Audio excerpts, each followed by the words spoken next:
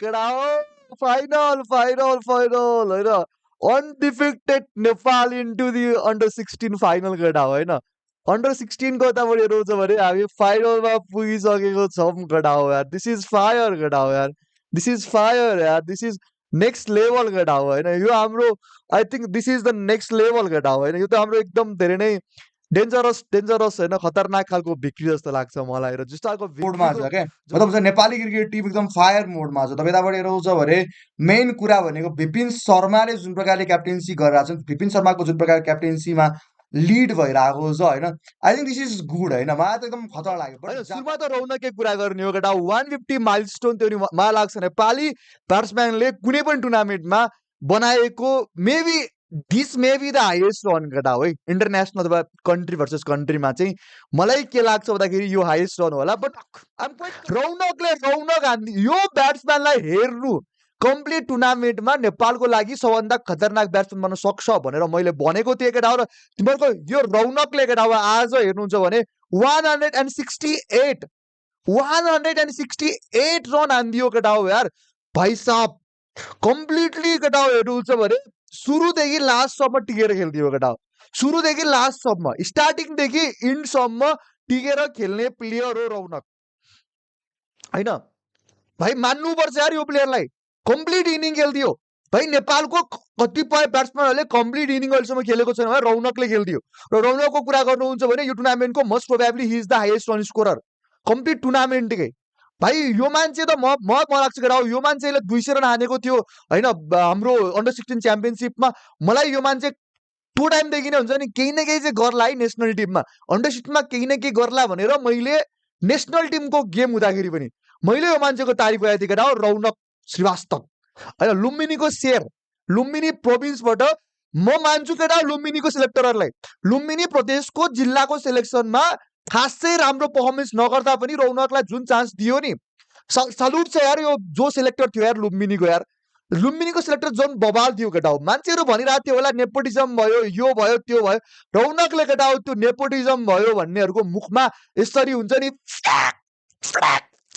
Half century triple half century हानिदियो केटा हो होइन मान्ने मैले केटा हो त्यो एनालाइसिस गर्ने मान्छेलाई माने भाइ मैले होइन जिल्लामा राम्रो पर्फर्मेन्स नगर्दाखेरि राम्रो पर्फर्मेन्स भन्दा त्यस्तो एक्स्ट्राअर्डिनरी पर्फर्मेन्स नगर्दा पनि रौनकलाई सिलेक्ट गर्यो नि जुन पोटेन्सियल देख्यो नि भाइ बवाल मजा आयो केटा हो यो प्लेयर अन्डर 19मा गएर पनि फाड्यो भने नि अन्डर 19मा गएर पनि फाड्यो यो प्लेयरले भन्छ कि केटा फ्युचर नेपालको नेसनल सुपरस्टार केटा हो रौनक श्रीवास्तव भाइ माइलस्टोन हो भाइ नेपालको मलाई लाग्छ रेयरली कसैले बनाएको होला जमानाको कुरा छोडिदिउँ होइन रिसेन्टली हेर्नुहुन्छ भने पछिल्लो 10 वर्षमा नेपालको कुनै पनि ब्याट्सम्यानले 150 को माइलस्टोन कम्प्लिट गरेको जस्तो लाग्दैन मलाई इन इन्टरनेसनल म्याच फेरि लिस्ट एको म्याचतिर बनाएको छ होला डोमेस्टिकमा बनाएको छ होला बट इन्टरनेसनल म्याचमा बहुत रेयरली छ अन्डर 16 के म्याच भए पनि यो इन्टरनेसनल म्याच हो र अर्को कुरा केटा हो दुईजना ब्याट्सम्यान जुन तपाईँहरूले बिर्सिनु हुँदैन केटा हो जोय थापा ओइ भाइ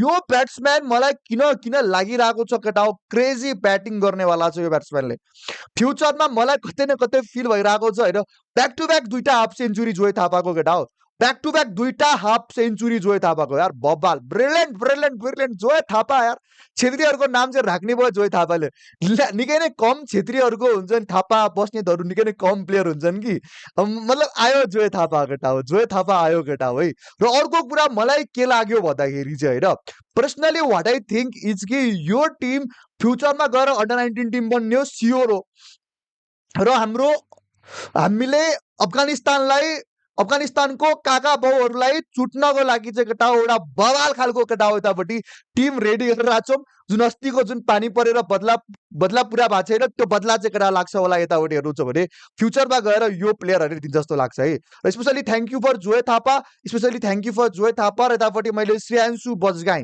नेपालको विकेट किपर है नेपालको विकेट किपर तपाईँको यतापट्टि हेर्नुहुन्छ भने विकेट किपरहरू चेन्ज भइरहेको हुन्छ तपाईँको यतापट्टि हेर्नुहुन्छ भने परिमर्जन पनि विकेट किपिङ गर्छन् हाम्रो यतापट्टि श्रेयांशु बजगाई पनि विकेट किपर छन् श्रेयांशु बजगाईको त्यस्तो खतरनाक खालको पर्फर्मेन्स आउन सकिरहेको थिएन क्या श्रेयांशु बजगाईको आज राम्रो पर्फर्मेन्स आयो है बवाल पर्फर्मेन्स आयो र तपाईँ यतापट्टि हेर्नुहुन्छ भने सुगम बुढाथोकी या शुभम थोकेको बारेमा नि कुरा गर्दैछु। यो मान्छे तपाईँको यतापट्टि फास्ट बलर पनि हो होइन। मेबी नेक्स्ट सेकेन्ड इनिङमा यो मान्छेले नि ओपनिङ बलिङ गर्छ भने नि सफ्ट हुनु पर्दैन होइन।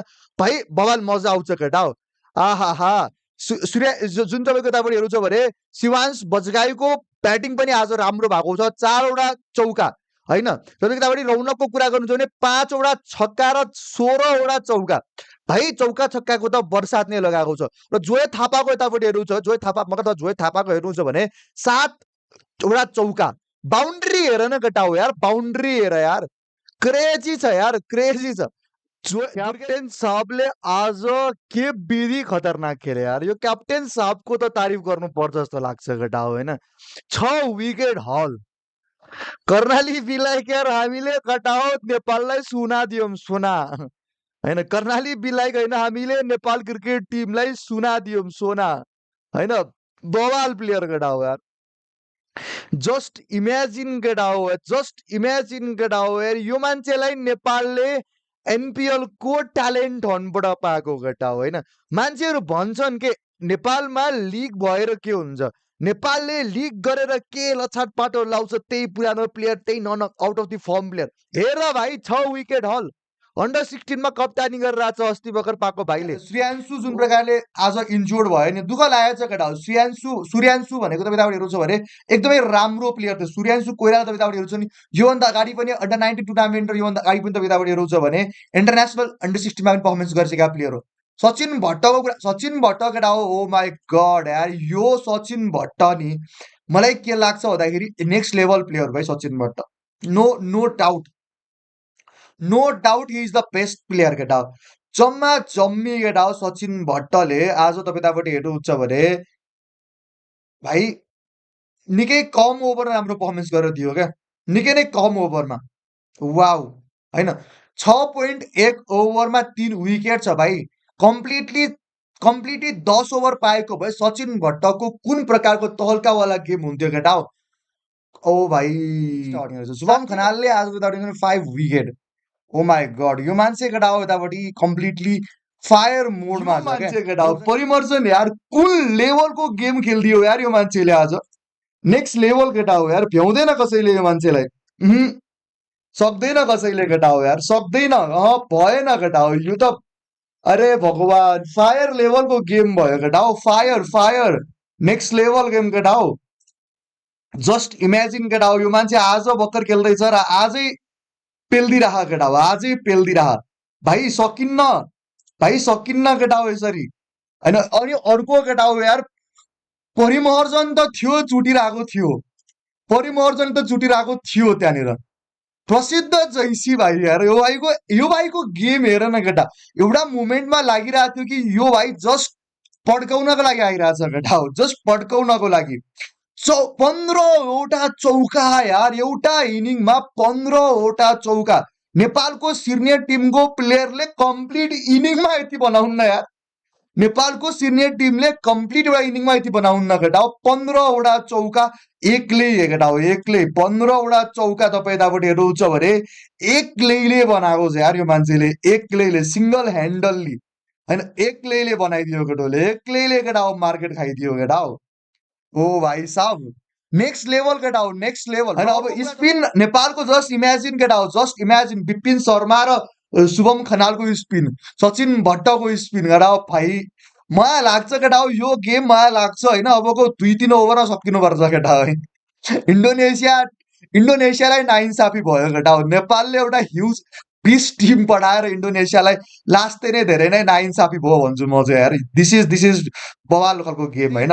प्रसिद्ध जैसी भाइ केटा हो, कन्सिस्टेन्टली 3टै गेममा पर्फर्मेन्स दिएको छ यार यो भाइले यार, 3टै गेममा कन्सिस्टेन्टली पर्फर्मेन्स। अनि मलाई त लाग्छ केटा हो यो भाइ फ्युचरमा सुपरस्टार बन्छ केटा हो। नेक्स्ट अर्जुन कुमार पाइसक्यौँ केटा हामीले, नेक्स्ट अर्जुन कुमार हामीले पाइसक्यौँ केटा हो। नेक्स्ट सुपरस्टार केटा हो यतापट्टि हेर्नुहुन्छ भने को केटा हो, प्रसिद्ध जैसी। र म एउटा कुरा बुझिरहेको छैन केटा हो, श्रेयांशु कोइराला हुन्थ्यो भने केटा हो, श्रेयांशु कोइराला हुन्थ्यो भने केटा हो कुन लेभलको फायर मचाउँथ्यो होला केटाहरूले यार।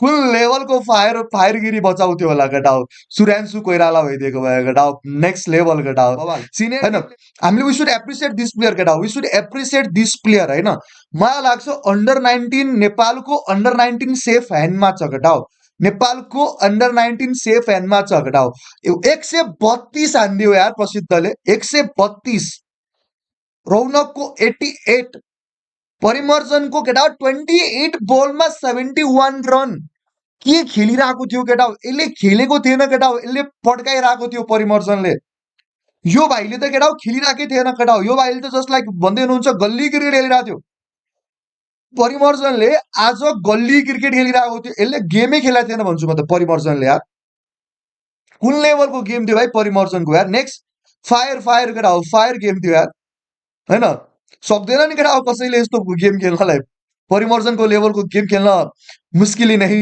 नामुमकिन हे भन्छ नि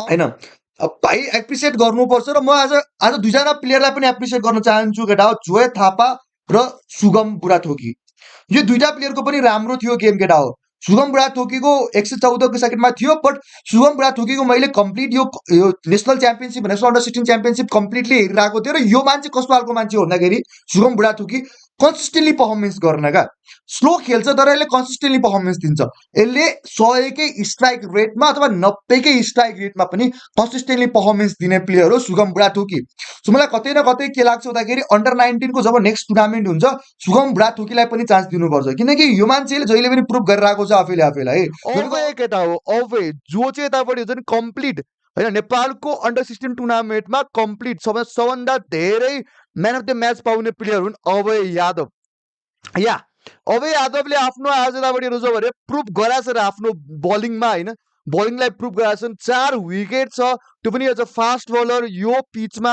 फास्ट बलरको 4 विकेट आउनु भनेको ड्याम गुड थिङ हो बवाल नै हो जस्तो लाग्छ मलाई चाहिँ है त मजा आयो केटा हो र अर्को कुरा केटा हो शुभम खनाल फ्रिकिङ 3 विकेट सचिन भट्ट र तपाईँको यतापट्टि हेर्नुहुन्छ भने विपिनको पनि लास्ट फाइनल ओभरमा आएर विकेट आएको थियो लास्ट ओभरमा 9th ओभरमा गएर विपिन शर्माले विकेट लिए विपिन आज कति एक्सपेन्सिभ हुन पनि पुगिरहेका थिए क्याप्टेन पनि थिए बट एक्सपेन्सिभ भइरहेका थिए विपिन आज स्पिनरको कुरा गर्नुहुन्छ भने हि वाज 2.45 20 रन खाएका थिए विपिन शर्माले